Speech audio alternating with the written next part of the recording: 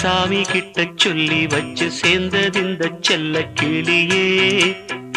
இந்த பூமியுள்ள காலம் மட்டும் வாழும் இந்த அன்பு கதையே. சாமி கிட்ட சொல்லி வச்சு சேர்ந்தது இந்த செல்ல கிளியே. இந்த பூமியுள்ள காலம் மட்டும் வாழும் இந்த அன்பு கதையே.